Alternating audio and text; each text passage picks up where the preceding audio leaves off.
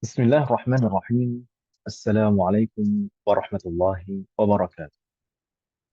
Waalaikumsalam Waalaikumsalam warahmatullahi warahmatullahi wabarakatuh. wabarakatuh. Alhamdulillahi hamdan yuwafi ni'amahu wa yukafi'u mazidah. Ashhadu an la ilaha illallah wahdahu la syarika lah. Wa ashhadu anna Muhammadan 'abduhu wa rasuluh. Allahumma salli wa sallim ala nabiyyina Muhammad wa ala alihi wa ashabihi wa man tabi'ahum bi ihsan ila yaumiddin. As'alullaha an yufaqqihana fid din وأن يعلمنا بما ينفعنا وأن ينفعنا بما علمنا وأن يزيدنا علما نافعا وعملا صالحا إنه ولي ذلك والقادر عليه وبعد الحمد لله الذي بنعمته تتم الصالحات في هذه الليلة المباركة بتوفيقه والعون منه نستطيع أن نلتقي مرة أخرى. Alhamdulillah di malam hari ini semoga Allah selalu melimpahkan keberkahan. Dengan taufik dan pertolongan dari Allah, kita masih bisa bertemu di majelis kita, di majelis mudarasah, di majelis mudarasah yang mana kita mempelajari di majelis ini perkara-perkara ilmu-ilmu yang wajib dipelajari oleh setiap muslim, baik orang awamnya maupun ulama. Dan di antara bidang ilmu yang kita pelajari di majelis ini adalah permasalahan akidah, fikih, adab dan akhlak. Dan kita saat ini masih sampai di pembahasan fikih. Alhamdulillah, kitab yang kita pelajari saat ini adalah kitab Sulamut Taufiq untuk dasar. Ini kitab yang pertama yang kita pelajari. Dan kita sudah menyelesaikan bagian akidah dari kitab Sulamut Taufiq ini. Dan sekarang kita di pertengahan pembahasan fikih.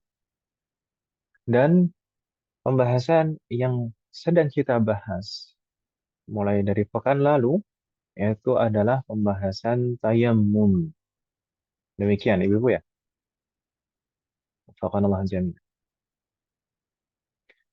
Dan di pekan lalu kita sudah membaca apa yang telah disebutkan oleh al-muallif di sana rahimahullahu taala wa nafa'ana bihi wa bi'ulumihi fid dharain. Beliau menuturkan wa man lam yajidil ma'a aw kana yadurruhul ma'u tayammama. Jadi man di sana man asyartiyah artinya siapapun. Dan di sana ada kalau man asyartiyah berarti ada fi'lu syarat. Fi'lu syaratnya di sana lam yajid wa kana yadurruhul ma'. Dan jawab syaratnya adalah tayammam. Tayammam. Jadi kalau kita belajar bahasa Arab di sana ada uslubus syarat, ada ungkapan syarat maksudnya adalah ungkapan sebab akibat. Di sini juga demikian menunjukkan sebab akibat. Siapapun yang tidak mendapati air atau uh, penggunaan air itu membahayakan baginya, maka dia diperbolehkan untuk bertayamum. Ba'da kapan bertayamum dibolehkan? Ba'da dukhulil waqti wa zawalin najasati allati la yu'fa anha wa ma'rifatil qiblati wa yakunu bituramin aw ramlin khalisin tahurin lahu ghubar. Wa fil wajhaini wal yadain yurattibuhuma bi darbatain 'ala al-aqall بنية استباحة فرض الصلاة وتكون النية مع النقل ومسح أول الوجه. Alhamdulillah di pekan lalu ini sudah kita terjemahkan dan semoga terjemahnya bisa difahami. Namun demikian, saya yakin ini bukan maksud saya meremehkan, tapi dari teks ini dan terjemahannya mungkin masih bingung. Bagaimana tayamum itu? Ketentuannya apa? Ya kan Ibu ya? Ya atau ya? Iya, Ustaz. Iya, Jadi, maka kita perlu memahami bahwasanya permasalahan tayamum itu ada beberapa hal yang wajib kita pahami. Di antaranya adalah sebab-sebab dibolehkannya tayamum, kemudian syarat sahnya tayamum, dan yang ketiga rukun atau furu tayamum. Tiga itu, atau ditambah satu lagi yaitu mubtilat, pembatal-pembatal tayamum. Mubtilat itu tayamum. Empat jadinya. Itu yang wajib kita pahami. Yang pertama apa tadi? Sebab-sebab dibolehkannya tayamum. Kemudian syarat sahnya tayamum. Kemudian yang ketiga, rukun-rukun tayamum. Dan yang keempat, pembatal-pembatal tayamum. Empat itu umahat ya. Wafakanallah jami'an. Iya. Dan biasanya pembahasan tayamum itu akan dilengkapi supaya lebih jelas dilengkapi dengan pengertian apa definisi tayamum. Kemudian supaya lebih afdol lagi, biasanya akan ada tambahan sunnah-sunnah tayamum dan makruhat, perkara-perkara yang makruh dalam tayamum. Yaitu pelengkap. Yaitu kalau makruhat dan uh, sunan itu biasanya tidak wajib untuk dipelajari karena mengamalkannya sunnah maka mempelajarinya pun juga sunnah. Gitu mahatnya. Baik. Wafakanallah jami'an. Lalu kita mulai dari mana pembahasannya? Kita mulai dari ta'rif, definisi. Apa definisi tayammum, Mas sekalian? Tayammum di sini tidak al-muallif tidak menyebutkan definisi. Mahat mungkin bisa mencatat. Atayammumu lughatan al-qasdu. Tayammum secara bahasa maknanya adalah al-qasdu, bermaksud, bermaksud. Wafakanallah jami'an. Sepertinya di sana ada ayat yang berkaitan dengan kata ini. Fatayammamu sa'idan. Subhanallah. Apa Ustaz? Mana? Al-qasdu. Di sana ada ayat di surat Al-Baqarah ayat 267. Wala tayammamul khabitha minhu tunfiqun. Wala tayammamul khabitha artinya dan janganlah kalian bermaksud untuk mencari perkara-perkara yang khabith, yang buruk. Nah, kan di sana tayammamu, tayammama yatayammamu di dalam ayat itu artinya qasada, yaqsidu, bermaksud. Gitu Ibu ya. Eh, pengertian secara bahasa biasanya akan ada kaitannya dengan pengertian secara istilah syar'i. Naam, karena nanti ketika bertayamum di antara syarat sah tayamum itu adalah bermaksud, bermaksud menggunakan debu, bermaksud menggunakan debu. Wafaqanallah. Gitu Ibu ya. Jadi, sedangkan secara istilah syar'i, tayamum berarti isalut turabi ilal wajhi wal yadaini biniyatin makhsusatin ala wajhin makhsus. Yaitu apa Om? Ma isalut turab. Mengusap lebih tepatnya Om ya. Mengusap wajah dan kedua tangan dengan debu dengan disertai niat khusus dan tata cara khusus atau ketentuan-ketentuan khusus. Yaitu mengusap wajah, saya ulangi lagi, ini pengertian atau dari awal. Pengertian tayamum secara bahasa adalah al-qasdu. At-tayammum di mana al-qasdu artinya bermaksud. Sedangkan secara istilah syar'i dalam ilmu fikih tayamum artinya isalut turabi ilal wajhi wal yadaini biniyatin maksusah ala wajhin maksus. Yaitu mengusap wajah dan kedua tangan dengan debu, dengan niat khusus dan ketentuan dan tata cara yang khusus. Gitu Ibu ya? Bingung tidak Muhammad? Mudah-mudahan tidak bingung. Baik. Enggak, Ustaz. Di sana kita sebutkan dalam definisi tadi dengan niat khusus, karena memang niatnya tidak boleh sembarangan. Di sana akan kita bahas pada saat membahas rukun nanti. Wa ala wajhin maksus, dan ada ketentuan khususnya. Makanya di sana ada sebab-sebabnya, ada syarat sahnya, kan. Afaqanallahu jalla. Dan mungkin kalau kita perhatikan di dalam kitab Sulam Taufiq, ini antara sebab, kemudian syarat, dan rukun, ini tercampur dalam 4 baris ini. Maka mungkin supaya lebih mudah kita pahami, kita tertibkan pembahasan-pembahasannya. Setelah kita bahas definisi tadi, maka kita beranjak ke sebab-sebabnya. Asbabuhu, sebab-sebab dibolehkannya tayamum. Kalau secara singkat disebutkan sebab-sebab tayamum atau sebab dibolehkannya tayamum itu adalah al-ajzu an isti'malil ma. Al-ajzu an isti'malil ma. Yaitu karena tidak bisa menggunakan air. Itu kalau disebutkan secara singkat itu saja. Tidak bisa menggunakan air. Tapi kalau sedikit lebih dirinci, maka di sana ada 3 sebenarnya. Ada 3 sebab utama. Kenapa seseorang tidak bisa menggunakan air? Maka ada 3 sebab utama. 3 sebab utama itu apa saja? Yang pertama, faqdul ma'i. Yang kedua, al-khawfu. Dan yang ketiga, al-hajah. Faqdul ma' maksudnya karena memang betul-betul tidak ada air. Itu ya, bukan? Tidak ada air. Al-khawf kalau diartikan takut. Sedangkan hajah karena kebutuhan. Itu ya. Secara terjemahnya. Tapi mungkin belum jelas ya. Belum kita jelaskan.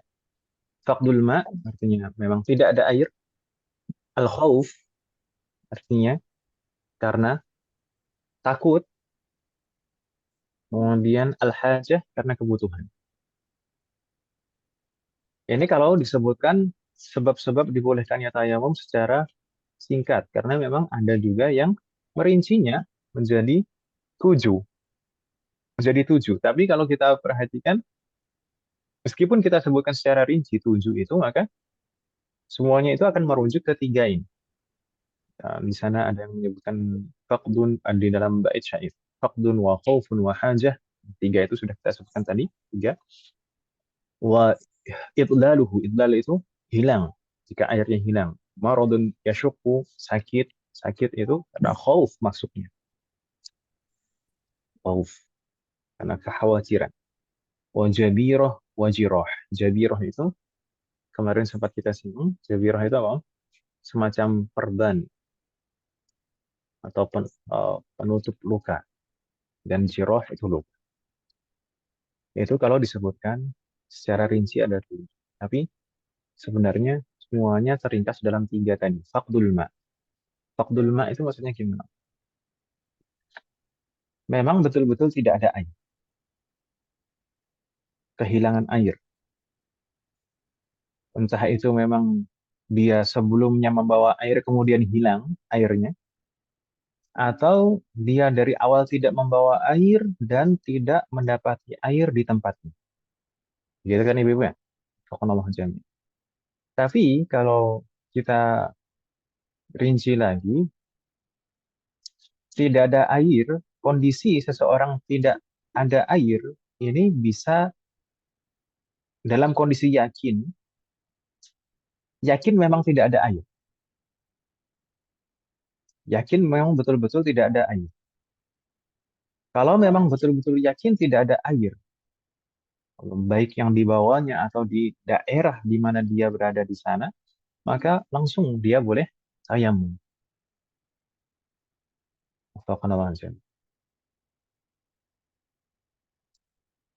Tapi kalau misalnya dia yakin kalau seandainya dia mencari air di sekitarnya dalam jarak 2,5 kilometer, kalau kalau misalkan dia yakin seandainya dia mencari dalam jarak 2,5 kilometer dia akan mendapati air, maka dia wajib untuk mencarinya. Jadi 2,5 kilometer itu ke depan, ke belakang, ke samping kanan kiri itu 2,5 kilometer semua. Kalau dia yakin dalam jarak 2,5 kilometer dia bisa mendapati air, maka dia wajib mencarinya. Kalau nggak ketemu, baru tayam. Tapi kalau misalkan dia yakinnya itu airnya itu terdapat pada jarak lebih dari 2,5 kilometer, maka tidak harus atau tidak diwajibkan untuk mencarinya. Langsung boleh tayam. Bingung tidak Om Hatikannya?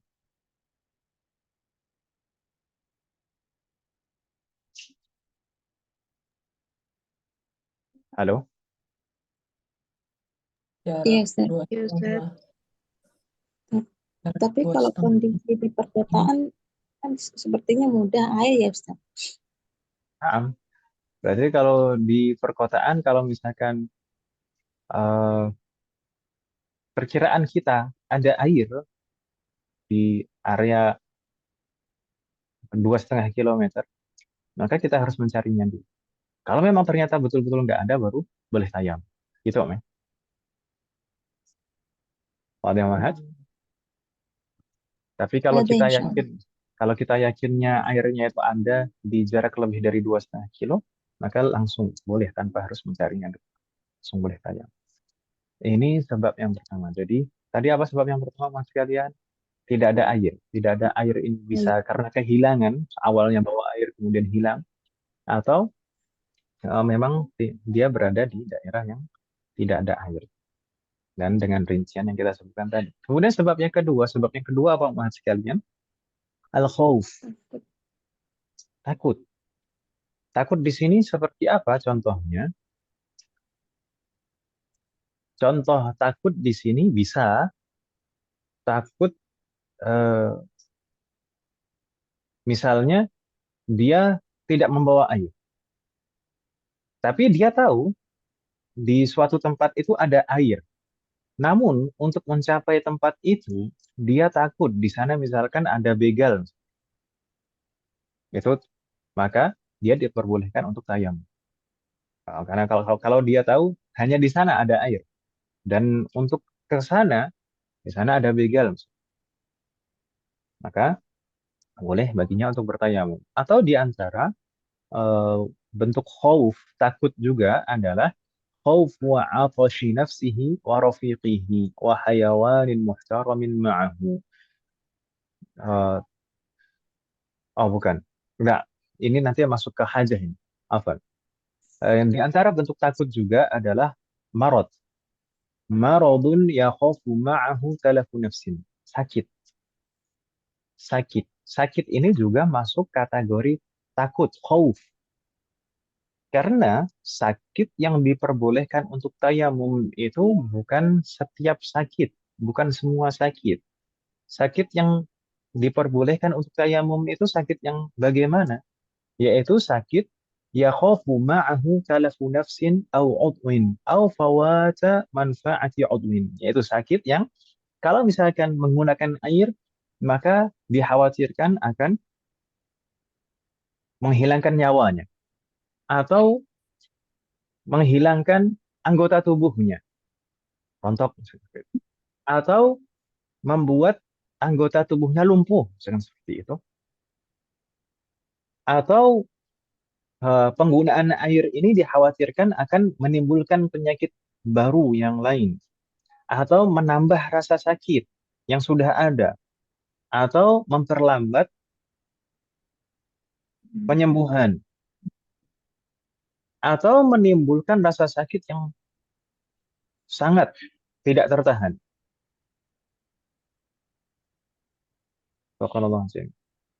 Atau menimbulkan cacat atau menimbulkan cacat pada anggota tubuh. Cacat ini tidak mesti dalam bentuk anggota tubuhnya tidak bisa digunakan. Cacat ini bisa eh, misalkan berubah warna kulitnya jadi buruk. Itu juga di antara sebab khauf. Jadi khauf ini mencakup sakit tadi Ibu ya. Iya. Namun sakit yang diperbolehkan untuk tayamum bukan semua sakit, melainkan sakit pertama yang dikhawatirkan saat menggunakan air akan menghilangkan nyawa, menyebabkan mati misalkan, atau menghilangkan salah satu anggota tubuh, atau menghilangkan manfaat anggota tubuh, jadi lumpuh misalkan, atau penggunaan air akan menyebabkan timbulnya sakit baru, yang mana sakit itu mengkhawatirkan, seperti kekhawatiran yang di awal tadi. Atau penggunaan air itu khawatir akan menyebabkan bertambahnya sakit, atau melambatnya masa penyembuhan, atau menimbulkan rasa sakit yang sangat. Misalkan airnya yang ada itu air yang sangat panas sekali, atau sangat dingin sekali, nggak tertahankan. Gitu, ya. Atau menyebabkan cacat pada anggota tubuh. Cacat ini tidak harus eh, tidak berfungsi anggota tubuh, tapi termasuk cacat itu adalah jika berubah warna kulit menjadi tidak bagus gitu. Wafaqanallah azim. Sempat dicatat tidak umum sekalian atau terlalu cepat?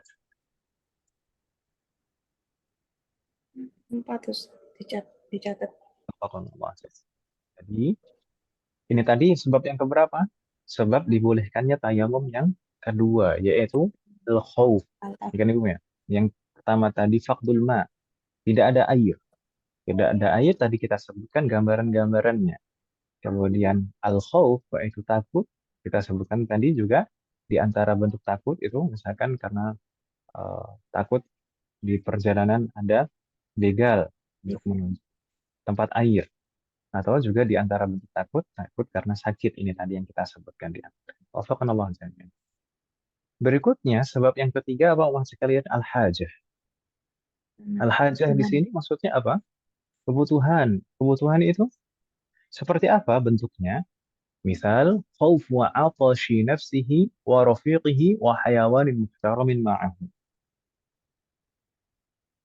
Misalkan ada air, dia membawa air, atau ada air.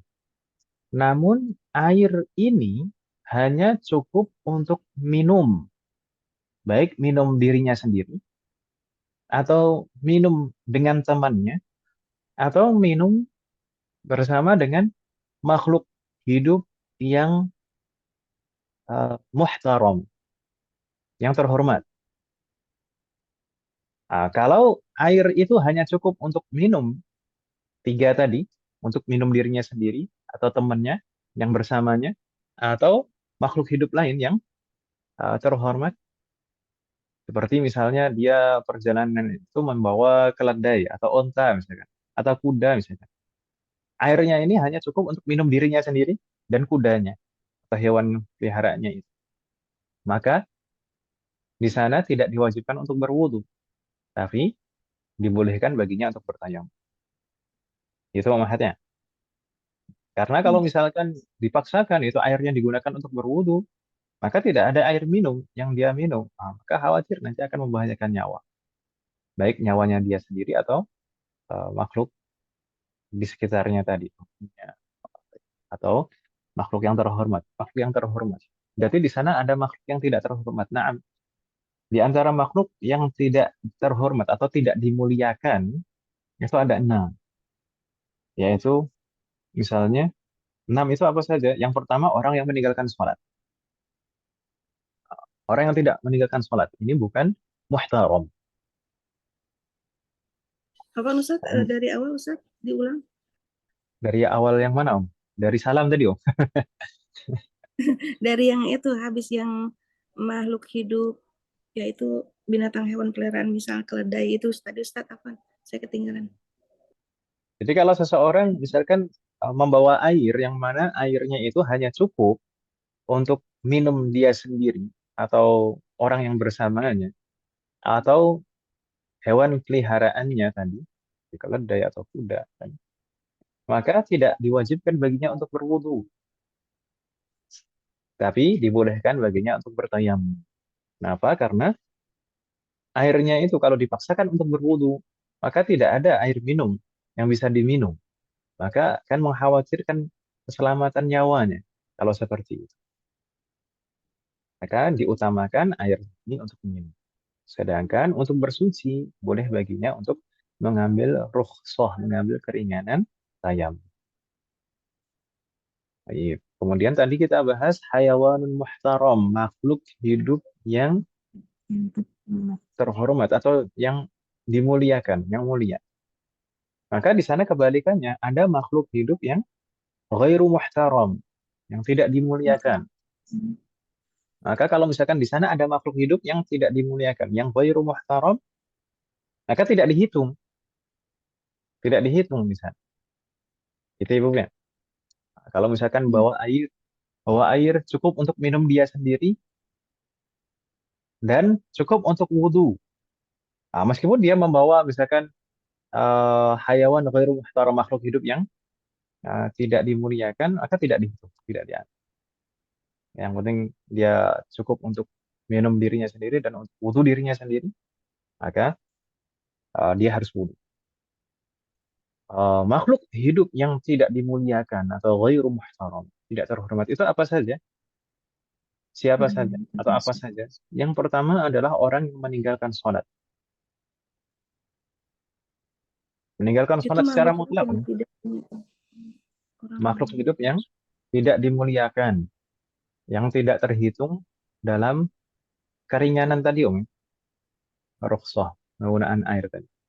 Yang pertama apa? Orang yang meninggalkan sholat secara mutlak karena sebab apapun. Entah itu karena mengingkari kewajibannya atau karena malas. Kemudian yang kedua, makhluk hidup yang tidak dimuliakan juga adalah az-zanil muhsan. Az-zanil muhsan.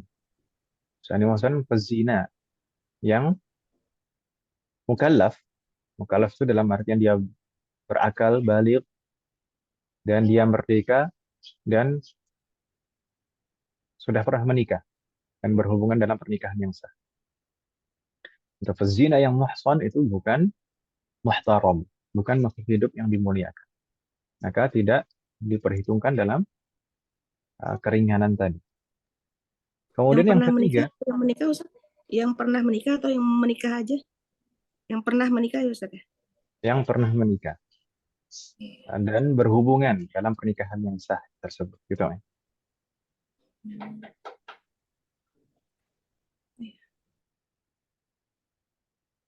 Muhsan, itu pengertian muhsan. Kemudian yang ketiga, yang termasuk makhluk hidup yang tidak dimuliakan juga adalah orang yang murtad. Makanya dulu kita pernah membahas ketika membahas pembahasan murtad, di antara konsekuensi orang murtad itu tayamumnya langsung batal gitu. Apa namanya? Kemudian yang keempat di antara hayawan ghairu muhtaram, makhluk hidup yang tidak dimuliakan adalah kafir harbi. Kafir harbi. Kafir harbi itu kafir yang memerangi umat Islam. Jadi bukan kafir dhimmi, bukan mu'ahad, bukan musta'man. Jadi kafir harbi. Kafir harbi kafir yang memerangi umat Islam. Itu bukan muhtaram. Dan di antara hayawan ghairu muhtaram juga, makhluk hidup yang tidak dimuliakan adalah anjing, kalb, kalb anjing. Dan yang keenam, terakhir, sana ada babi. Sudah sepakat biasa.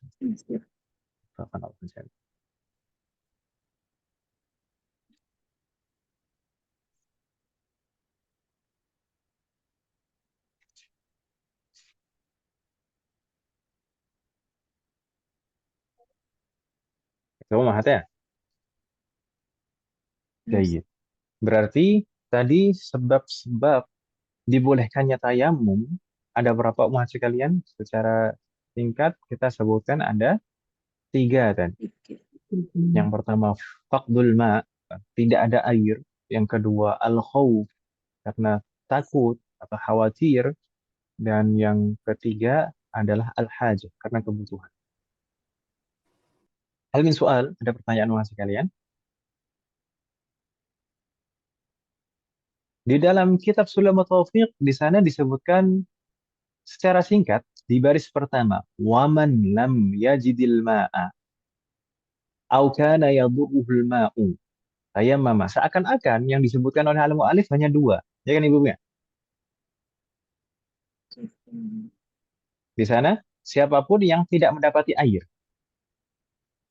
Maka di Iya. sana tidak mendapati air ini para ulama dalam menjelaskan tidak mendapati air ini bisa hissiyan, bisa syar'iyan, bisa tidak mendapati air secara memang secara wujudnya tidak ada air atau syar'iyan, maksudnya sebenarnya ada air tapi tidak bisa menggunakan air itu.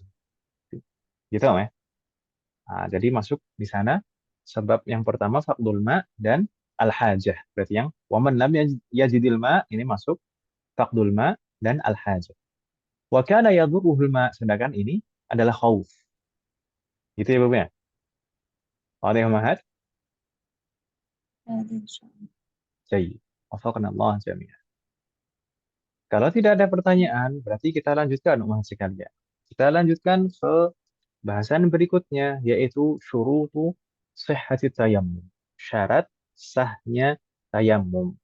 Di sini sebenarnya disebutkan oleh al-mu'allif syarat-syarat sahnya tayammum, namun di sana bercampur dengan rukun tayammum. Maka kita pisahkan supaya lebih jelas umat sekalian.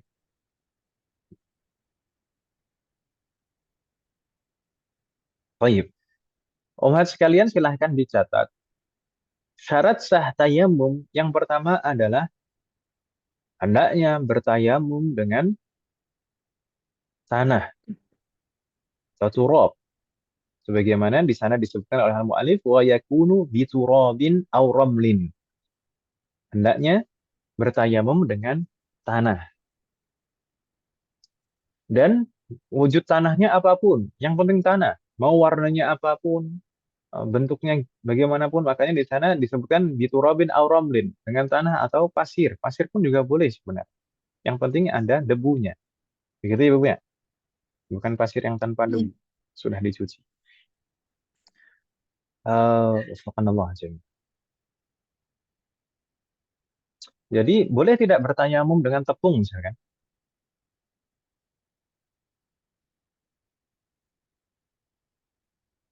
Boleh tidak, Om? Enggak boleh.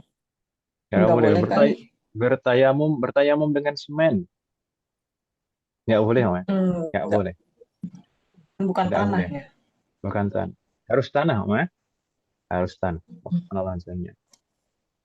Eh, kemudian wa an yakuna turabu khalisan atau alla yukhalituhu daqiqun wa nahwu.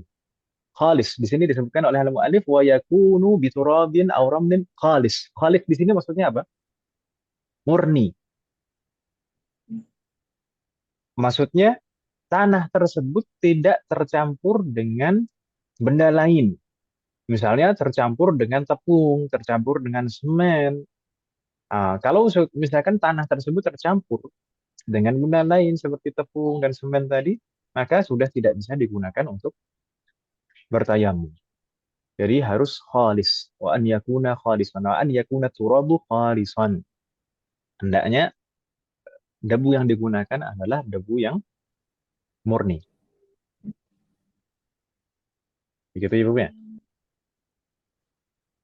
Ustaz, Nah, ini hendaknya tayamum dengan tanah atau turap atau pasir yang penting ada debunya. Terus yang nah, kedua, tanah tersebut murni atau tidak tercampur dengan semen ataupun tepung. nah, dengan Kalau benda lain lah.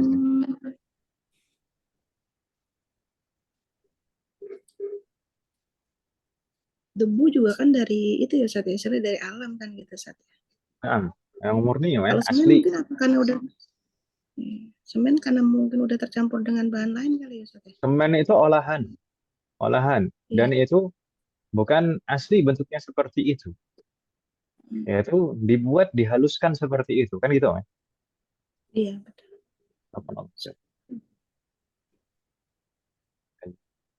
Berikutnya umat sekalian, syarat yang berikutnya. Berarti syarat yang keberapa berikutnya? Kedua, Oh, 3. yang ketiga. ketiga. Kan tadi Ketiga. yang pertama apa Om? Tayamumnya itu harus dengan tanah. Biturab. Oh iya, Biturab. An yakuna biturab. Kemudian syarat yang kedua, tanahnya itu harus Khalid. murni. Gitu ya, khalis. Gitu ya Bapak ya? Khalid. Kemudian wa an yakuna turabu tahuran seperti disebutkan oleh al-mu'allif di sini wa yakunu bi turabin aw ramlin khalisin tahurin. Nah, tahur ini juga syarat. Tahur itu apa Mas sekalian? Kemarin kita sempat membahas air, tahur. Tahur itu Suci berarti dan mensucikan. suci dan mensucikan. Berarti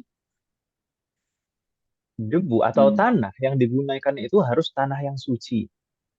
Tidak boleh tanah yang bernajis atau musta'mal. Tidak boleh tanah yang bernajis atau musta'mal. Misalkan tanah di sana terkena najis. Misalkan najis di sana apa? Misalkan kotoran hewan yang sudah kering. Kita perlu pahami, kotoran hewan itu selama masih bisa dilihat itu atau dibedakan itu adalah kotoran hewan, maka tetap hukumnya najis. Gitu ya. Meskipun sudah kering sekalipun, kalau masih kita bisa membedakan itu adalah kotoran hewan atau bukan, maka itu masih dihukumi najis. Kecuali sudah ustuh lika. Kalau sudah bentuknya itu sudah nggak bisa dibedakan ini antara tanah dan kotoran. Itu baru itu dihukumi tanah secara umum. Tapi kalau misalkan tanah bernajis, maka tidak bisa digunakan untuk bertayamum. Demikian juga tanah yang musta'mal. Tanah yang musta'mal itu tanah yang bagaimana? Kita kemarin membahas air musta'mal. Di sini ada sedikit perbedaan. Kalau air musta'mal itu adalah air yang digunakan dalam bersuci yang wajib dan sudah terpisah dari anggota yang dibasuh, anggota badan yang dibasuh, ya kan Ibu kan?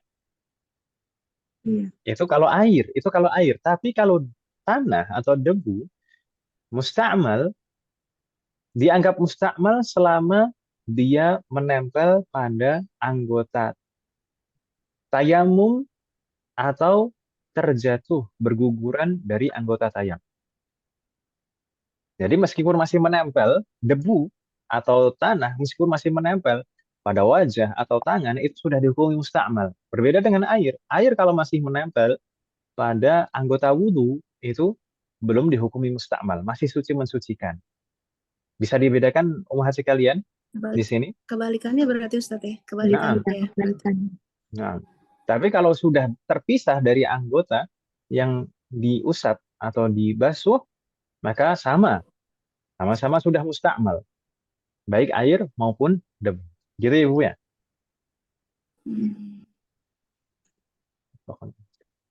Bingung tidak? Afifah boleh diulang Ustaz? Bingung Ustaz.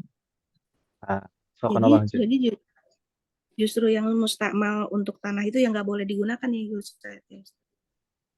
Sama, musta'mal pada air itu juga tidak mensucikan, tidak bisa digunakan untuk bersuci. Yang penting musta'mal berarti suci tapi tidak mensucikan. Kalau kita bahas air kemarin kan demikian kan Ibu-ibu ya. Jadi kalau air bernajis itu memang najis, tidak suci dan tidak bisa digunakan untuk bersuci. Tapi kalau musta'mal masuk kategori suci tapi tidak bisa digunakan untuk bersuci. Suci tidak mensucikan. Tapi di situ ketentuannya berbeda. Air yang dikategorikan musta'mal kemarin bagaimana Mas sekalian? Yaitu air yang digunakan untuk bersuci yang wajib dan sudah terpisah dari anggota wudhu atau anggota badan yang dibasuh. Begitu kan Ibu ya? Jadi kalau air itu masih menempel pada anggota wudhu, itu masih suci mensucikan, masih tahur. Belum dihukumi musta'mal. Makanya masih bisa diratakan kalau air. Gitu Ibu ya? Iya. Tapi kalau tanah atau debu, itu yang masih menempel pada anggota tayamum, itu sudah dihukumi musta'mal. Jadi kalau Suci misalkan tapi kita mau bertayamum, misalkan kita mau bertayamum, teman kita sudah tayamum, misalkan. Kemudian nih, kita ngambil debu di wajahnya teman kita itu nggak boleh, karena yang nempel di wajahnya itu sudah debu yang mustakmal hukumnya. Begitu ya, Bu ya? Bingung tidak, Iya, Mas? kebalikannya Ustaz. sama air ya Ustaz ya. Kebalikannya sama Bagaimana? kalau air boleh Ustaz. Kebalikannya Kalau sama air air masih ya Ustaz. suci mensucikan. Kalau air masih suci Masih mensucikan. kita Kalau sudah pakai. terpisah, baru mustakmal. Nah, jadi kalau sudah terpisah sama, baik air maupun debu, kalau sudah terpisah dari anggota yang diusap atau dibasuh, maka dihukumi mustakmal. Gitu Ibu ya. Kalau sudah terpisah sama. Tapi kalau masih menempel pada anggota yang dibasuh atau diusap, itu berbeda antara air dan debu. Masih bingung tidak Mas sekalian? Insya Allah. Setelah jadi. Iya, benar Ustaz, sekali. Nah, halo Ustadz, halo Ustadz. Ya, Afwan Ustadz. Berarti, hmm, jadi debunya itu bisa didaur ulang gitu. kalau sudah digunakan nggak bisa digunakan lagi. Maksudnya kalau sudah digunakan untuk tayamum, maka dia ada hukum Iya. mustakmal. Dan tadi syaratnya apa? Syaratnya harus tohur. Berarti kalau mustakmal tidak bisa digunakan. Kalau Iya, mustakmal iya. itu kan ghairu tohur. Tohur itu yang Eh, suci dan mensucikan. Kalau mustakmal suci tapi tidak mensucikan, gitu kan, Mas? berarti saya salah nyatet ya. Ini tadi yang Ustadz bilang selama masih menempel. Maksudnya tuh gimana ya Ustadz? Maksudnya itu nggak jelas ya. Pelan-pelan, kita ulangi lagi. Tadi syarat yang keberapa ini, Mas, sekalian? Syarat yang Tiga, ketiga. Syarat yang ketiga eh, apa?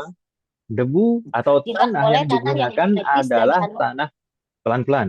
Tanah yang digunakan adalah tanah yang tohur, yaitu Tohur, suci dan suci dan mensucikan. Oh Ah, iya. dengan syarat ini berarti kita tidak boleh menggunakan dua macam debu, yaitu atau dua macam tanah, yaitu tanah yang najis, yang terkena najis, dan tanah yang mustakmal. Ya, Dua-duanya tidak boleh digunakan. Gitu, Om ya. Lalu tadi kita jelaskan maksudnya tanah yang najis, tanah yang mustakmal itu bagaimana. Gitu, Om.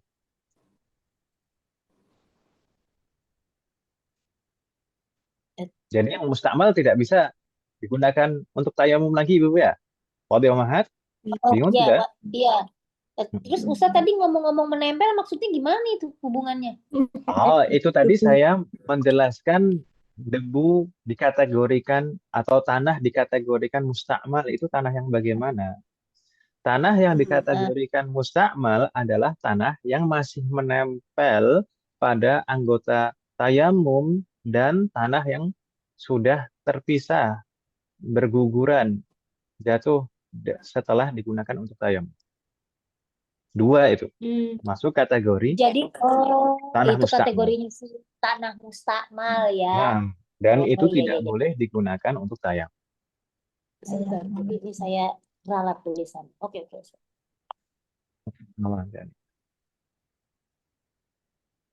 Ada lagi yang bingung sama sekalian? Ya, jadi kalau tohur itu suci dan mensucikan, sedangkan kalau yang mustakmal itu suci tapi tidak mensucikan gitu ya Ustaz ya. Nah, sahih. Persis seperti air kemarin. Jadi, Dan yang nggak boleh itu tanah yang najis dan tanah yang mustakmal, yaitu tanah yang suci tapi tidak mensucikan, seperti apa tanah atau debu yang udah yang masih kita menempel di pakai anggota tayamum masih menempel, ada atau dua sudah kriterianya. ya masih dan menempel. yang sudah berjatuhan juga itu juga dihukumi mustakmal. Iya iya. Menempel. Kalau yang air kemarin cuman yang udah lepas dari anggota tubuh ya Ustadz ya. Sahih, sahih. Kalau yang Ya. masih kalau air itu yang masih menempel pada anggota wudhu itu masih suci mensucikan, belum dihukumi mustak. Gitu Om ya? Beda Om ya antara Mm-mm. air dan tanah.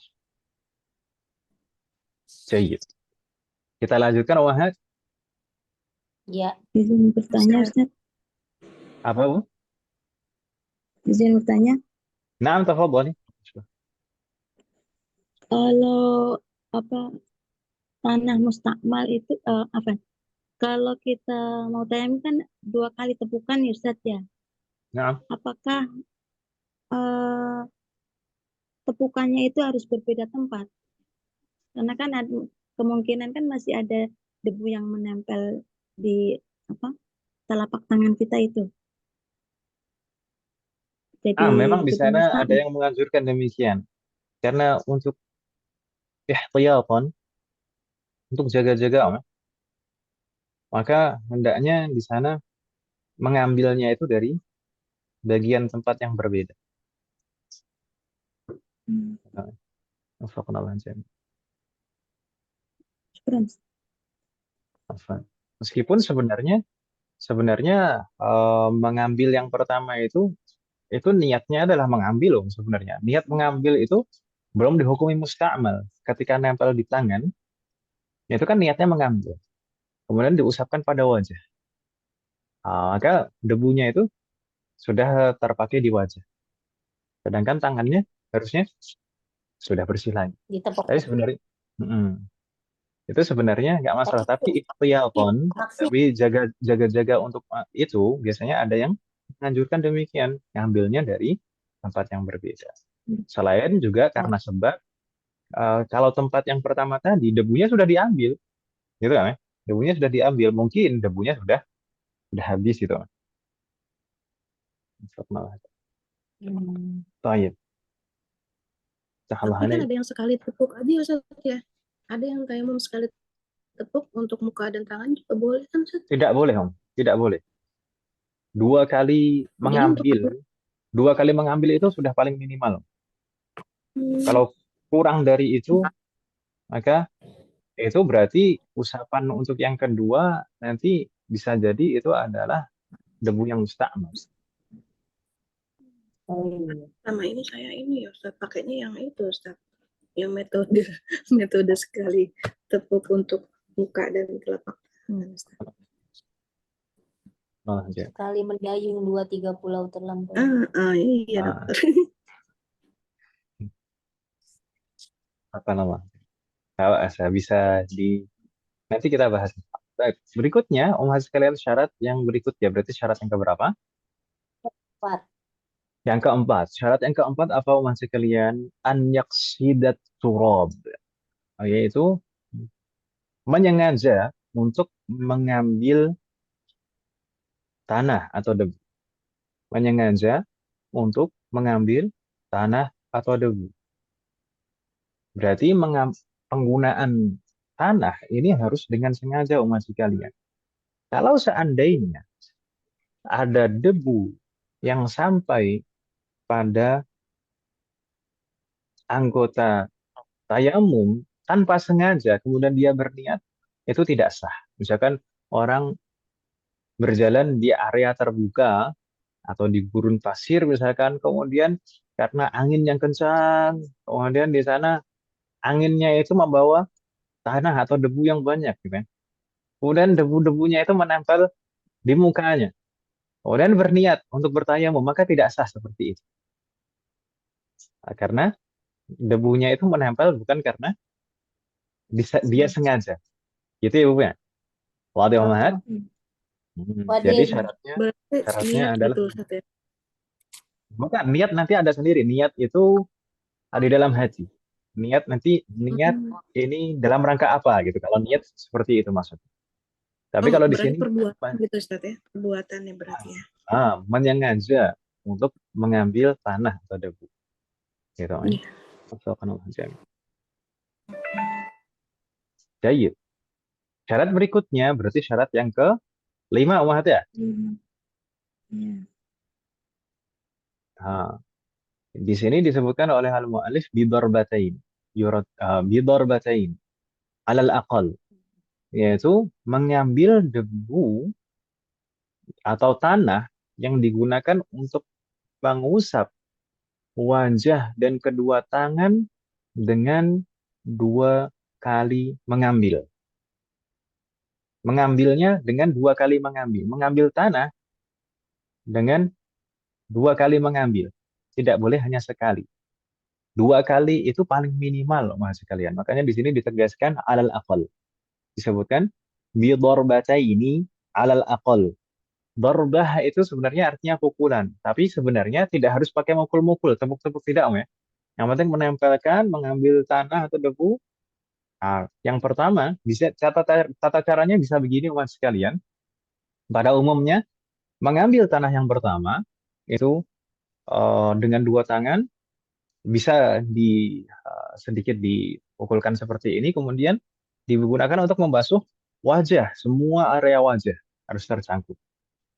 Kemudian baru mengambil lagi tanah yang kedua atau debu yang kedua untuk mengusap tangan, gitu ya, Bu ya. Kedua tangan kanan kiri.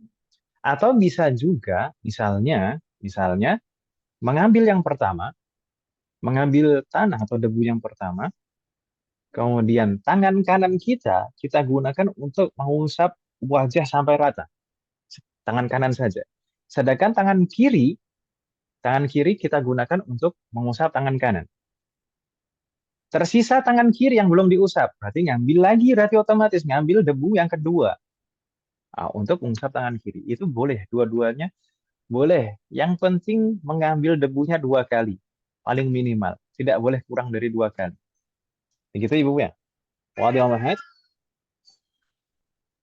Baik Ustaz. Waduh. Coba apa Ustaz gimana tadi caranya? Gimana tadi, Om?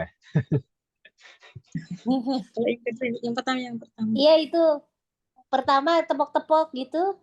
Yang pertama normal lah, misalkan. Jadi mengambil debu yang pertama untuk wajah, mengambil debu yang kedua untuk kedua tangan. Jadi tangan kiri mengusap tangan kanan mengusap tangan kiri. Itu normal kan Ibu ya? Oh iya.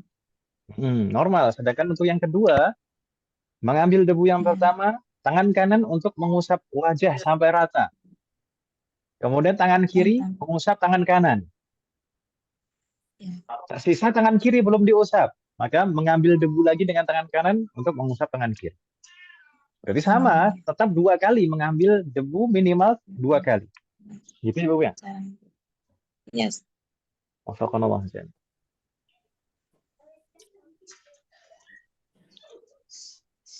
Ada yang masih kurang jelas, Muhammad?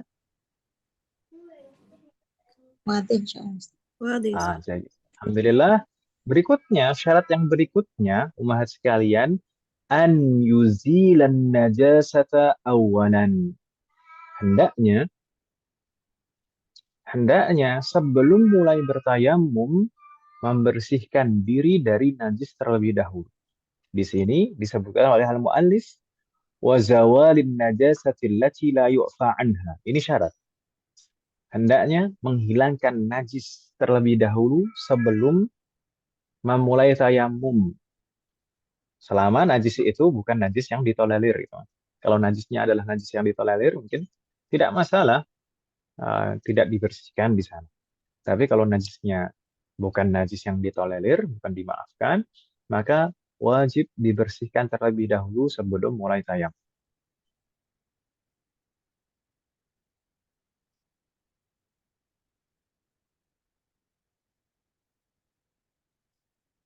Ini agak rancu nggak sih Ustadz? Bagaimana, Om? Kan dia kan harus membersihkan najis. Nah, membersihkan najisnya kan nggak ada air Ustadz. Pakai itu lagi. Pakai debu pasir lagi. Bagaimana jadinya? Masih nggak mudeng saya. Hendaknya sebelum mulai tayamum membersihkan atau menghilangkan Begini, Om. najis dahulu. Mungkin di sana ada beberapa gambaran kondisi. Air itu kan adanya air, yaitu bisa air itu cukup untuk berwudu atau air tidak cukup untuk berwudu. Ya, saya. Iya. Nah, kalau misalkan air memang sejak awal air kita tahu air ini kalau kita gunakan untuk berwudu nggak cukup, maka nggak masalah Nggak digunakan cukup. untuk yang lain. Gitu ya. Oh, iya. Subhanallah jami'an. Atau misalkan kalau memang betul-betul tidak ada air, maka gunakan benda lain seperti pembahasan istijmar kemarin. Gitu ya, Bapak ya? Pembahasan istijmar kemarin bagaimana dengan hajar. Hajar itu bukan harus batu kan Ibu ya? Kemarin kita sebutkan pengertian hajar. kullu jamidin tahirin ghair muhtaramin qali'in. Itu kategori hajar. Setiap benda padat, suci, kemudian qali' itu kasar permukaannya, dan ghair muhtaram, bukan benda yang terhormat, dihargai dia atau dimuliakan. Begitu Om ya? Iya, Ustaz. Masih ragu tidak? Insya Allah enggak, Ustaz. Jadi syarat berikutnya, berarti syarat yang keberapa ini Mas sekali? 7. Tujuh. Syarat yang ketujuh. Nah, sahih. Syarat yang ketujuh adalah an yajtahida fil qiblati qablahu. Di sana disebutkan oleh al-mu'allif wa ma'rifatil qiblah. Yaitu sebelum memulai tayamum, hendaknya seseorang berijtihad untuk mengetahui arah kiblat. Sebelum mulai tayamum, hendaknya berusaha untuk mengetahui arah kiblat. Jangan mulai tayamum dulu, ntar setelah tayamum baru bingung kiblatnya di mana. Ya, tidak sah seperti itu tayamumnya. Tapi menentukan arah kiblat itu harus sebelum tayamum. Gitu Ibu kan? Wadih. Tayamumnya tapi nggak harus ngadep ke kiblat, Ustaz. Cuma nyari arah kiblat aja gitu ya. Nah, arah ke kanan nanti kaitannya dengan sholat. Gitu ya. Itu kaitannya dengan sholat, dengan syarat sah sholat. Kalau tayamum menghadap kiblat itu masuk sunnah tayamum.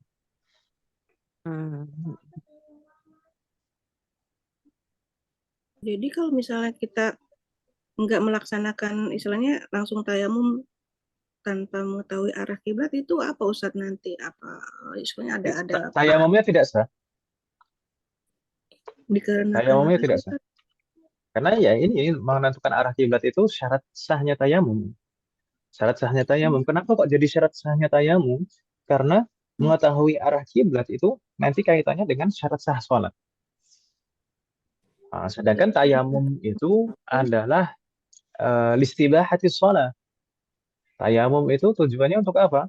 Agar diperbolehkan sholat.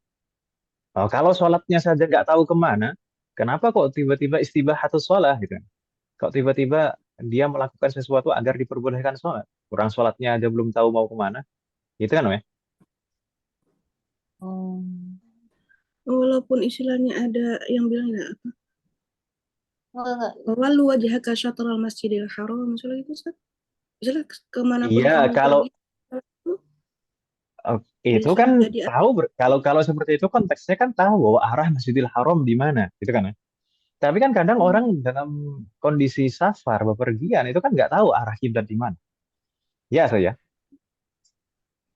iya, maksudnya ketika kita berkendaraan juga kan istilahnya kan misal di kereta atau di bis gitu kan ya Ustaz ya. Kita kan nggak harus menghadap kiblat gitu loh Ustaz maksudnya. Masa, Om? Jadi istilahnya iya, jadi Masa, Om? Takbiratul jadi ihramnya harus menghadap kiblat, Om. enggak, ketika kita dalam ini Ustaz kondisi di bis atau di kereta kan kita kan nggak harus Iya, takbiratul ihramnya menghadap kiblat, Om. oh gitu, nggak kemana aja kita duduk itu di situ kita langsung takbir itu Ustaz. Takbiratul ihramnya menghadap kiblat. Astagfirullahaladzim. Oh, enggak, berarti nggak berlaku hukum fa'inat tuallu fasama wajhullah gitu Ustaz. Nah, Nggak usah. fawalli wajhaka syatral Masjidil Haram artinya apa?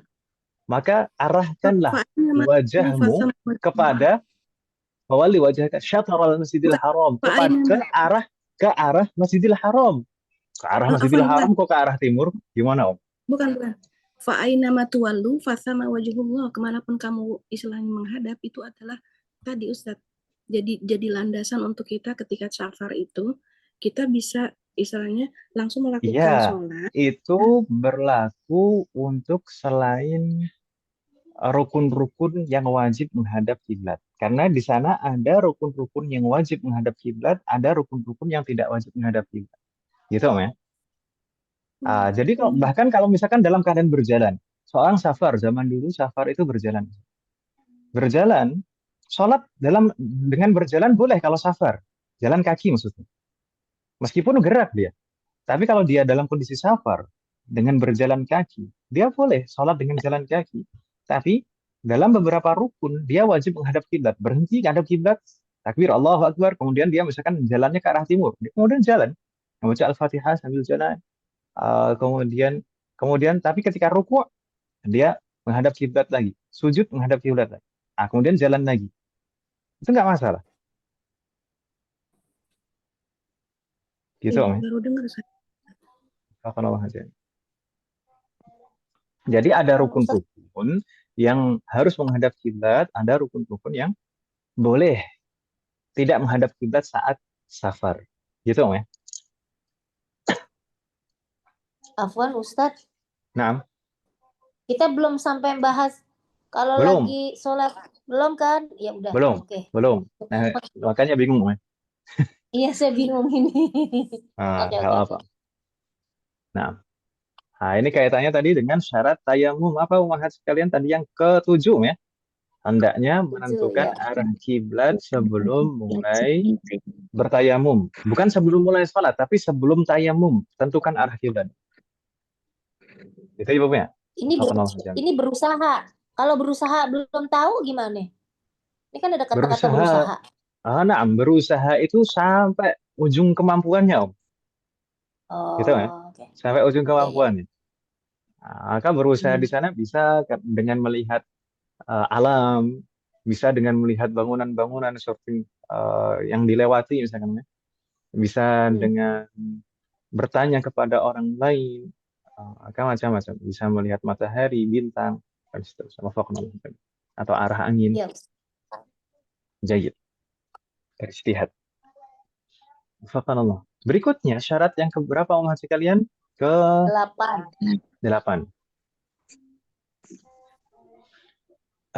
An yakuna tayammumu ba'da dukhulil waqti. Dan disebutkan oleh al-mu'allif di sini ba'da dukhulil waqti. Hendaknya tayammum itu dilakukan setelah masuk waktu sholat yang akan dilaksanakan dengan tayammum tersebut. Hendaknya tayammum dilakukan setelah masuk waktu sholat yang akan dikerjakan. Misalnya mau sholat duhur misalkan. Maka jangan tayamumnya sebelum masuk waktu sholat duhur. Tidak sah nanti tayamumnya kalau seperti itu. Demikian juga mencari debunya, ngambil debunya misalkan. Ngambil debunya jangan sebelum masuk waktu sholat duhur. Meskipun mengusapnya setelah masuk waktu misalkan. Itu tetap tidak sah. Jadi betul-betul memulai rangkaian tayamum itu setelah masuk waktu sholat yang akan dilaksanakan. Begitu Ibu ya? Wadih Muhammad? Wadih Ustaz. Tapi jangan kata hendaknya dong, tapi harus gitu ya Ustaz. Iya, hendaknya maksudnya harus gitu. Kalau hendaknya kan ya sebaiknya. Ini berarti tayamum zuhur dipakai buat asar nggak bisa ya Ustaz? Tidak bisa. Tidak bisa. Sekali-sekali ya. Makanya syarat yang berikutnya umat sekalian an yatayammama likulli fardin. Tayamum itu hanya bisa digunakan untuk satu sholat fardu. Satu sholat fardu. Kalau mau melaksanakan sholat fardu yang lain, maka bertayamum lagi setelah masuk waktunya. Itu ya. Tayamum. Ini syarat yang keberapa umat berarti? Syarat yang ke-9. Nah, tayamum itu hanya bisa digunakan untuk satu sholat fardu. Tapi kalau sholat sunnah bisa untuk beberapa sholat sunnah. Oh, sholat sunnah bisa. Sholat sunnah boleh. Kalau sholat fardu hanya satu sholat fardu. Misalkan begini, mau sholat zuhur dengan tayamum, maka boleh di sana sholat qabliyah, sholat zuhurnya, dan sholat ba'diyah dengan satu tayamum boleh. Gitu ya Bu ya? Tapi kalau mau sholat asar, mau sholat asar nanti harus tayamum lagi setelah masuk waktu sholat asar. Ulang Ustaz. Ulang Ustaz. Afwan, Gimana tadi, Om? diulang Ustaz. Jadi Gimana? itu yang kalau sholat sunnah boleh, terus yang kalau mau qobliyah, terus sholat Jadi kalau sajdah. misalnya seseorang mau sholat duhur dengan tayamum, maka boleh baginya setelah tayamum dia sholat sunnah qabliyah, kemudian sholat duhur, dan sholat sunnah ba'diyah. Itu boleh dengan satu tayamum. Tapi kalau dia mau sholat asar, maka dia harus Tayamum bertayamum lagi. lagi setelah masuk waktu. Gitu Ibu ya. Wassalamualaikum warahmatullahi Ya. Hmm, kalau Ustadz, Nah, kalau misalnya kita safarnya panjang nih, misalnya nih kita berangkat sebelum zuhur, nyampainya sesudah asar, misalnya, itu kita jamak ya Ustadz? tergantung itu jarak yang ditempuh berapa. Ya, misalnya taruhlah ini masuk ke waktu safar, kita di pesawat gitu loh Ustadz. Nah, Perjalanan itu mulai sebelum zuhur, nyampainya sesudah pokoknya habis waktu asar deh, pas maghrib misalnya gitu. Itu berarti kita di atas pesawat, misalnya kita katakan pesawat, itu berarti kan kita menjamak ya, maksudnya boleh. Nah, menjamak gitu kan. Nah, berarti kalau menjamak ini tayamumnya kita sekalianin satu gitu. kalau jamak maka itu dalam satu waktu kan. Jamak itu Ya. dalam satu waktu, maka tidak masalah.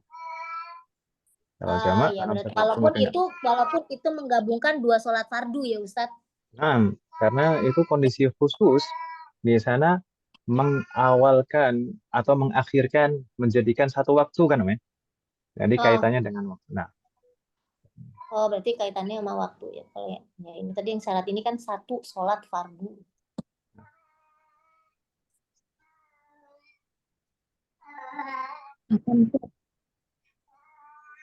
nah Tadi kan mengambil tayamum itu ada dua cara. Yang kedua tadi tangan kanan diusap ke muka, kemudian ke tangan kiri. Baru tangan kiri mengusap tangan kanan. Begitu Ustaz Nah, tadi ya? itu cara yang kedua tadi, Om. Berarti tangan kiri duluan Ustaz yang diusap. Sementara kalau itu kan Tangan kanan dulu yang diusap. kan yang cara yang kedua Ustaz Afan. Iya, cara Kan yang tadi kedua Ustaz, tadi tangan kanan mengusap wajah. Ya kan ya, Om ya? kemudian Tangan ya. kiri mengusap tangan kanan lah, Om. Masa tangan kiri mengusap tangan kiri? Gimana, Om? Nggak bisa loh. Oh, ditepuk lagi ya Ustaz, tepuk lagi. Enggak, itu tadi kan Tepuk tepukan lagi yang baru pertama. Tepukan yang pertama itu kan kanan kiri kan, Om ya, tangan. tangannya, Om ya. Telapak tangan kanan digunakan untuk mengusap wajah. Selesai. Masih sisa Ya, tanah atau debu di tangan kiri. tangan kiri. Maka tanah atau Ya. debu di tangan kiri ini, telapak tangan kiri ini digunakan untuk mengusap tangan kanan. Ya atau ya? Baru nepuk lagi. Baru setelahnya nepuk lagi yang kedua untuk mengusap tangan kiri. Mau nepuk lagi. Sudah selesai. Kan tangan kanan sudah diusap tadi. Terus kemudian baru tepukan yang kedua mengusap tangan kiri. Jadi paling minimal 2 kali Itu mengambil tanah atau debu. Nah, tangan. berarti masih bingung? Berarti gimana, Bu Asrah? Bentar, Ustaz. Saya tadi pahamnya begitu Ustaz. Nah, ke muka, kemudian langsung ke tangan kiri. Ternyata bukan ya. Loh, yang digunakan untuk mengusap tangan kiri apa? Beda. Itu kan debu yang di tangan kanan. Debu yang di telapak tangan kanan kan sudah digunakan untuk mengusap wajah. Sudah. Ya. Halo? Tadi terputus. Apa itu terputus? Insya-Allah warana. Jadi setelah telapak tangan kanan, ini cara kedua Om ya, bukan cara yang pertama. Kalau cara yang pertama tidak ada masalah Om ya. Jadi mengambil debu yang pertama untuk wajah. Kedua telapak tangan Iya. mengusap wajah. Kemudian mengambil debu lagi. Yang tangan telapak kiri mengusap kanan. tangan kanan, telapak kanan mengusap tangan kiri. Itu jelas insya Allah. Ya. Namun tata cara yang kedua yang saya sebutkan tadi, itu mengambil debu yang pertama, kemudian tangan kanan digunakan untuk mengusap wajah sampai rata. Berarti sudah tidak ada debu lagi di telapak tangan kanan. Ya atau ya? Iya. Yang tersisa adalah telapak tangan kiri yang masih ada debu, ini digunakan untuk mengusap tangan kanan.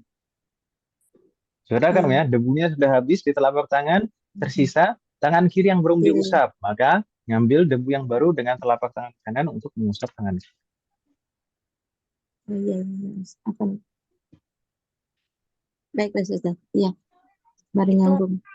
Itu mengusapnya kayak kita wudhu, maksudnya dalam artian nggak ada satu jengkal apa setitik pun area kulit yang tidak oleh tangan atau gimana? Sahih, agaknya. Tapi insya Allah sebenarnya akan dibahas belum ya, pada Ustaz? saat membahas belum. rukun, gitu, Om. Oh ya, rukun. Tapi kalau untuk syarat-syarat, insya Allah sudah cukup. Di sana disebutkan oleh al-mu'allif, di antaranya disebutkan ada beberapa yang kita tambahkan. Dukhulul waqt, sudah masuk waktu. Zawalun najasah, menghilangkan najis. Ma'rifatul qiblah, menentukan arah kiblat. An yakuna biturab, menggunakan tanah. Khalis, tanahnya ini murni. Tahur, suci mensucikan. Ini lahu gubar, ini, yang ada debunya. Kemudian yurattibuhuma, ini rukun. Jadi fil wajhi wal yadaini yurattibuhuma, ini masuknya rukun. Kemudian bidarbataini al aqal, ini syarat tadi. Mengambilnya harus 2 kali minimal. Nggak boleh kurang dari 2 kali. Itu di antara syarat-syarat yang disebutkan oleh al-mu'allif di dalam kitab beliau. Wafaqanallahu jami'an.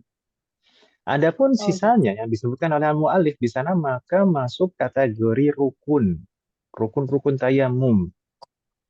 Maka rukun tayamum itu apa saja umat sekalian? Rukun tayamum itu setidaknya ada 5 umat sekalian. Wafaqanallahu jami'an. 5 itu apa saja? Kita langsung sebutkan umat sekalian supaya lebih singkat. Yang pertama, naqlut turab, yaitu mengambil debu atau tanah tadi, mengambil tanah atau debu. Jadi bukan tanahnya yang berpindah sering nempel ke wajah, tapi kita harus ambil, kita memang menyengaja untuk mengambilnya. Gitu Ibu ya? Itu syarat yang pertama. Bukan syarat, tapi rukun yang pertama. Yaitu mengambil tanah atau debu. Jayid. Wafaqanallahu jami'an.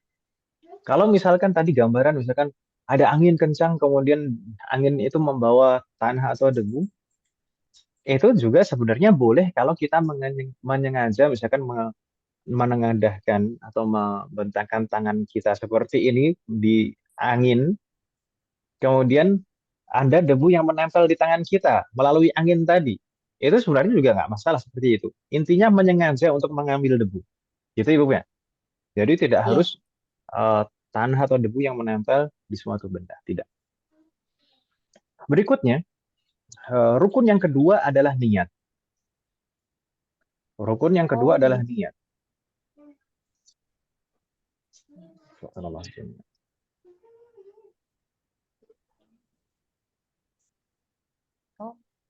Biasanya niat nomor 1 ya. Iya. Wafaqanallahu jami'an. Namun niat ini harus berlangsung umat sekalian, ketentuan niat sekarang. Niat ini harus berlangsung sejak mengambil debu sampai membasuh atau bukan membasuh. Niat ini harus berlangsung sejak mengambil debu sampai mengusap bagian pertama dari wajah. Gitu Ibu ya? Halo? Mengusap bagian pertama dari wajah. Dia menyentuh bagian pertama dari wajah itu. Jadi berlangsung di sana. Jadi nyambung di sana. Niat itu ada saat mengambil debu dan usapan pertama pada wajah. pertama pada wajah. Nah, Oh maksudnya gitu. usapan pertama pada wajah maksud saya itu bukan wajah nanti diusap berkali-kali, tidak, tapi menyentuh bagian pertama wajah gitu ya. Bagian pertama, bagian yang pertama kali disentuh pada wajah. Misalnya jidat misalnya gitu. Nah, misalnya seperti itu. Jayid. Oh, jadi panjang waktu dia berniat ya. Ya nggak lama-lama lah, masa ngambil debu sampai mengusap wajah, masa harus nunggu 1 jam. Iya, iya. Jayid. Niatnya ini apa? Niat yang dihadirkan di dalam hati ini niat apa, umat sekalian? Niatnya adalah, intinya semua niatnya adalah niat istibahah. Niat agar dibolehkan. Agar dibolehkan apa? Agar dibolehkan untuk mengerjakan sesuatu yang disyaratkan toharoh padanya. Itu niat secara umum. Itu ya. Niat secara umum. Tapi kalau dirinci, diantaranya bagaimana? Misal, niat istibahatu fardis sholah. Istibahatu fardis sholah, maksudnya apa? Niat agar diperbolehkan untuk melaksanakan sholat fardu. Niat istibahatu sholah. Jadi, kalau dalam bahasa Indonesia, saya berniat untuk tayamum agar diperbolehkan untuk mengerjakan sholat fardu. Gitu ya. Atau kalau dengan bahasa Arab mungkin lebih singkat. Nawaitu istibahata fardis shalah. Sudah selesai. Nawaitu istibahata fardis shalah. Kalau niatnya seperti itu, maka boleh baginya untuk sholat fardu dengan tayamum tersebut, sholat sunnah dengan tayamum tersebut, dan ibadah lain seperti memegang mushaf dengan tayamum tersebut. Tapi kalau misalkan niatnya itu adalah nawaitu istibahata shalah. Saya niat untuk agar diperbolehkan sholat. Tidak ada fardu di situ. Tidak ditentukan ini sholatnya sholat fardu atau bukan. Maka yang diperbolehkan baginya hanya sholat sunnah dan lainnya. Tidak boleh sholat fardu. Hanya boleh sholat sunnah dan memegang mushaf. Tidak boleh sholat fardu. Kalau dalam niatnya tidak ada fardu. Gitu ya. Afan, Ustaz, boleh diulang, Ustaz? Baik. Umat sekalian, perlu kita pahami, jadi tayamum itu sebenarnya tidak betul-betul menggantikan wudhu dan mandi. Ini adalah keringanan. Tayamum itu adalah keringanan jika seseorang tidak bisa wudhu dengan air, tidak bisa mandi dengan air karena sebab-sebab yang kita sebutkan di awal tadi, maka dia dibolehkan untuk bertayamum. Tayamum untuk apa? Agar dia dibolehkan untuk melaksanakan ibadah yang disyaratkan bersuci. Itu Ibu ya. Makanya saat berniat, niat itu bukan raf'ul hadas, bukan menghilangkan hadas. Karena tayamum itu pada hakikatnya tidak menghilangkan hadas. Lalu niatnya apa? Niatnya itu adalah istibahah, ma yaftaqiru ila taharah. Agar diperbolehkan untuk melaksanakan ibadah yang disyaratkan taharah. Di antara bentuk niatnya seperti disebutkan oleh al-mu'allif di sini. Diniyati istibahati fardhis shalah. Niat agar diperbolehkan untuk melaksanakan sholat fardu. Saya bertayamum agar diperbolehkan untuk sholat fardu. Atau kalau dengan bahasa Arab lebih singkat, nawaitu istibahata fardhis shalah. Kalau niatnya seperti ini, istibahata fardhis shalah, ada kata fard di sana. Ini dihadirkan di dalam hati, bukan? Maka boleh baginya untuk sholat fardu, sholat sunnah, dan yang lainnya. Seperti memegang mushaf.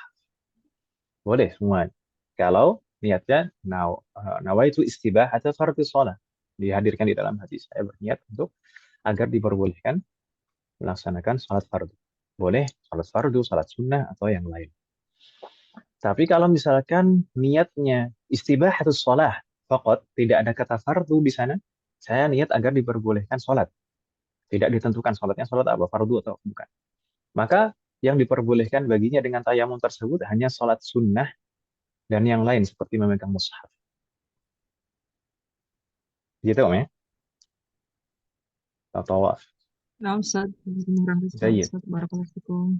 Atau kalau misalkan mungkin juga ada niat yang ketiga. Misalkan istibahatu massil mushaf. Nawaitu istibahata massil mushaf. Saya niat agar diperbolehkan memegang mushaf. Maka yang diperbolehkan hanya itu saja, memegang mushaf saja. Nggak boleh sholat sunnah, nggak boleh sholat fardu. Gitu Om ya? Wadih Mahat? Waduh. Jayid. Itu untuk niat. Berikutnya, rukun yang ketiga umat sekalian, yaitu mengusap wajah. Mengusap apa umat sekalian? Wajah. Jayid. Wajah. Usap wajah. Mengusap wajah, di sini umat sekalian, mengusap wajah itu adalah seluruh wajah yang pernah kita bahas pada saat membahas wudhu kemarin. Maka batasan-batasannya berlaku di sini juga. Dari mana bitu sya'ri? Itu ya? Dari tempat tumbuhnya rambut. Nah,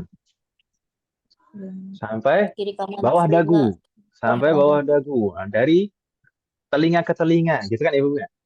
Dan perlu diperhatikan juga, di sini harus semuanya terkena debu. Sebagaimana ketika kita wudhu, semuanya harus terkena air, maka semuanya harus terkena debu.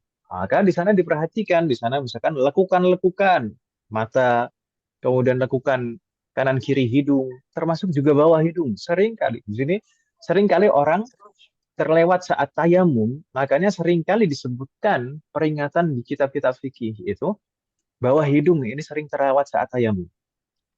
Gitu ya, bawah hidung. Ini sering terlewat saat tayamum, maka di sana harus dipastikan terkena debu. Demikian juga kalau yang punya jenggot, maka bagian permukaannya saja. Bagian permukaan depan saja dikenai debu. Begitu Ibu ya? Iya Ustaz. Jayid. Jadi jangan sampai ada yang tertinggal. Berikutnya, yang keempat adalah mashu al-yadaini ma'al mirfaqaini. Mengusap kedua tangan umat sekalian. Mengusap kedua tangan ini sama persis seperti mengusap kedua tangan saat berwudu, yaitu dari ujung jari sampai siku, bukan hanya sampai pergelangan tangan saja. Itu Ibu ya. Iya. Dan tata cara yang dianjurkan, mungkin kita pernah diajari ketika kecil dulu, kita tangan kiri, telapak tangan kiri kita tempelkan di punggung tangan, punggung telapak tangan kanan, kemudian kita gerakkan sampai siku. Ini jempol telapak kiri ini tidak menyentuh. Kemudian bagian atasnya kita usap dengan jempol tangan kiri. Demikian juga kalau kita mengusap tangan kiri, berarti jari-jari ini kita tempelkan di punggung jari kiri, jari tangan, telapak tangan kita tempelkan di jari-jari kiri, kemudian kita gerakkan sampai siku. Kemudian jempol kanan kita gerakkan di atasnya sampai jempol kiri. Begitu Ibu ya? Itu jempol-jempol Ustaz. Gimana Om? Kurang paham itu Ustaz, jempol-jempolnya ngapain itu? Jadi kan begini Om, ketika kita mengusap tangan kanan, itu jempol kiri itu tidak menyentuh, belum menyentuh. Awalnya belum menyentuh, jadi seperti ini. Kita gerakkan seperti ini. Ketika kita gerak seperti ini, jempol sini itu kan belum kena, ya tuh ya? Belum. Jempol kiri maka ya. seperti ini. Tunggu. Lihat posisi saya seperti ini. Iya. Kita gerakkan seperti ini. Ini bagian area sini belum terusap, ya atau ya? Belum. Maka nanti mengusapnya terakhir. Jadi ini jempol kiri ini tidak menyentuh. Jadi seperti ini kita gerakkan sampai siku. Setelah sampai siku, maka kita celungkupkan jempol kiri ke bagian atasnya. Kemudian Ya, kita gerakkan sampai sampai ke ujung jempol kanan, Om. Ini Om, yang tadi belum terusap tadi. Itu Om ya. terus si jempol kiri itu bisa mencakup semua tangan yang belah sini ya berarti ya. Ya, yang area yang atas Om ya. Yang atas, Iya, area atas. bisa tuh ya. Nah, iya. Salah Om. Jadi coba aja Om, nanti praktek pakai tepung nanti Nanti terusap latihan semuanya dulu. enggak. Kan kalau tepung Iya, kelihatan Om. iya, iya, iya, iya. Kiri pun juga seperti itu tata caranya. Wafaqanallah jami'an. Kemudian syarat yang kelima, apa? Bukan syarat, rukun. Rukun yang kelima adalah tertib. Tertib. Melakukannya dengan tertib. Maksudnya tidak boleh dibolak-balik. Jadi Iya. wajah dulu, baru tangan. Tangan kanan dan tangan kiri. Gitu ya. Tidak boleh dibolak-balik. Tangan kanan kiri dulu, baru wajah misalnya. Atau mengusap wajah ini diselipkan di antara tangan kanan dan kiri. Itu nggak boleh. Harus betul-betul tertib. Wajah dulu, baru tangan. Jadi Ya, itu 5 rukunnya. Wafaqanallah jami'an. Insya Allah jelas Ibu ya? Jayid. jadi nggak boleh diusap diuwek-uwek gitu ya. Kita jadi mustakmal ya. Sekali usap saja. Ya misalnya kadang gini terus ke atas lagi dikit ke bawah gitu. Gitu. Jadi mustakmal. Wafaqanallah jami'an. Enggak. Kalau di HP kurang jelas. Kalau di HP Cukup kurang jelas, jelas. ini harus datang Om. Harus datang. Karena ya, Ya, mungkin besar. mungkin ketika kecil dulu kita pernah diajari tayamum, maka tata caranya seperti itulah. Itu tidak berbeda insya Allah. Gitu ya.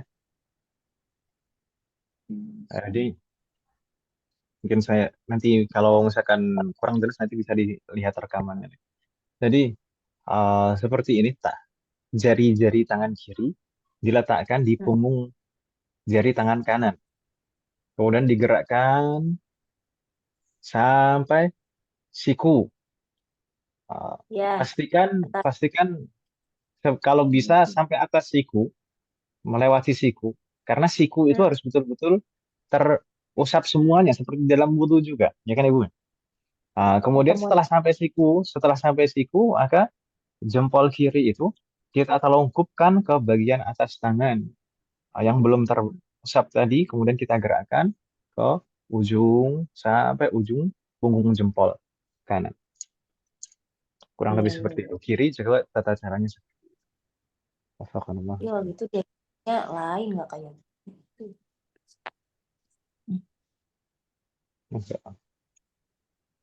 Ini sesuatu yang baru ini. Masa Ustadz, Allah. kalau misalnya Ya. tangan kita itu kan kalau tadi Ustadz bilang yang jempol kita ini kan belum terusap ya. Kalau misalnya dari awal kita nyentuh itu kan ya, baru nanti ketika balik dari siku ke telapak tangan lagi, itu baru kan dimasukin ke dalam gitu kan ya, jempolnya gitu Ustadz ya, biar kena sama ininya, Ya. gitu nggak sih Ya. Ustadz? Nah, Ya. kalau misalnya kita dari awal jempolnya kita kenain nggak apa-apa Ustadz ya? Bisa, sahih, bisa. Bisa Ustadz, saya aja Nah, bisa. bisa. Sahih, bisa. Nggak masalah kalau saya. Nggak apa-apa, Intinya, intinya sebisa mungkin semua area tangan itu terusap. Nah, Jangan ada ya. yang terlewat. Maka di sana bagian belakang jempol ini jangan sampai terlewat. Karena terkadang bagian belakang jempol itu terlewat. Kita Ibu ya? Iya, Ustadz. ya Ustadz, baik-baik.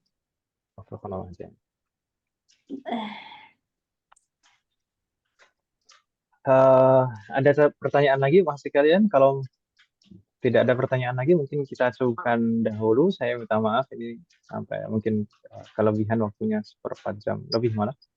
Untuk pembatal-pembatal, insya Allah kita gabungkan dengan pembahasan pekan depan saja. Insya Allah pembatal tidak banyak, maka kita gabungkan dengan pembahasan berikutnya. Insya Allah. Laisa ladaikum soal? Tidak ada pertanyaan, Umar Haj? La yujad. In kana laisa ladaikum soal, kalau tidak ada pertanyaan umat sekalian, maka kita cukupkan. Semoga apa yang kita bahas dan pelajari hari ini bermanfaat dan barokah. Semoga Allah selalu memberikan taufik kepada kita semuanya agar kita bisa mengamalkan setiap ilmu yang kita pelajari. Semoga Allah selalu memberikan kemudahan, keberkahan, kesabaran, keistiqamahan, serta keikhlasan dalam proses belajar kita. Semoga Allah selalu memberikan Amin. taufik dan hidayah kepada kita semuanya, dan juga kepada orang-orang yang kita sayangi. Semoga Allah selalu melindungi kita semuanya dan juga orang-orang yang kita sayangi dimanapun berada. Jika di antara kita ada yang sakit, atau kerabat kita atau keluarga kita ada yang sakit, semoga segera diberi kesembuhan oleh Allah Subhanahu wa Ta'ala. Semoga Allah menjadikan kita semuanya termasuk hamba-Nya yang soleh dan solehah dan bertakwa kepadanya. Semoga Allah menjadikan keluarga kita dan anak keturunan kita termasuk hamba-Nya yang soleh dan solehah, dan semoga terlahir dari mereka generasi ulama. Semoga Allah selalu melindungi, dan semoga Allah mengumpulkan kita bersama dengan keluarga kita dan anak keturunan kita di surga Firdaus kelak. Semoga Allah selalu melindungi negara kita dan memperbaiki kondisi negara kita. Semoga Allah memberikan pemimpin yang terbaik untuk negara kita dan memperbaiki pemimpin-pemimpin kita. Semoga Allah mengampuni semua dosa-dosa kita dan menerima semua amal ibadah kita. Semoga Allah mengampuni semua dosa orang tua kita dan guru-guru kita dan menerima semua amal ibadah mereka. Amin. Semoga Allah selalu memberikan keberkahan dalam setiap urusan kita, termasuk dalam ilmu, waktu, usia, dan keluarga kita. Semoga Allah selalu memberikan taufik kepada kita semuanya agar kita bisa senantiasa ridha, sabar, dan bersyukur atas semua ketetapan dan ketentuan Allah Subhanahu wa Ta'ala. Semoga Allah memberikan kepada kita semuanya husnul khatimah. Wa sallallahu ala nabiyyina Muhammad wa ala alihi wa sahbihi ajma'in. Subhanaka Allahumma wa bihamdika asyhadu an la ilaha illa anta astaghfiruka wa atubu ilaik. Wassalamu alaikum warahmatullahi wabarakatuh. Waalaikumsalam. Waalaikumsalam. Izin lab, ibu-ibu semuanya.